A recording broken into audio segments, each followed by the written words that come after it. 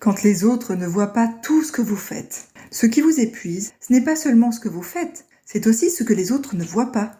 Mais avant d'en parler, pensez à télécharger la checklist du domicile, un outil pratique et gratuit pour observer et sécuriser le lieu de vie de votre proche. Je vous mets le lien juste en dessous. Quand on est seul à aider, on devient parfois invisible, même aux yeux de ceux qui devraient nous comprendre.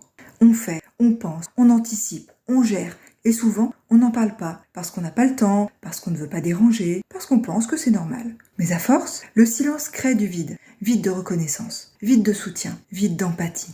C'est comme si vous étiez le moteur d'une voiture que tout le monde utilise, sans jamais soulever le capot. Et un moteur, quand il chauffe trop, sans pause ni entretien, il finit par lâcher. Alors comment changer ? Osez rendre visible ce qui est invisible. Par exemple, tenez un petit journal de bord ou une liste de choses que vous gérez au quotidien. Ça peut servir de point d'appui pour en parler.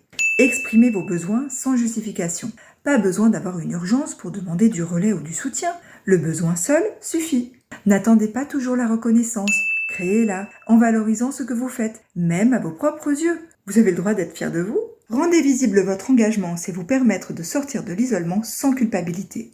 Quand on voit l'aidant, on l'aide mieux. Quand on ne le voit pas, on l'oublie. Alors suivez Famille Sage et trouvez des repères, du soutien et des solutions concrètes pour que l'aide ne soit plus un poids, mais une force. Cultivez votre bien-être pour prendre bien soin d'eux. Famille Sage, à nos familles.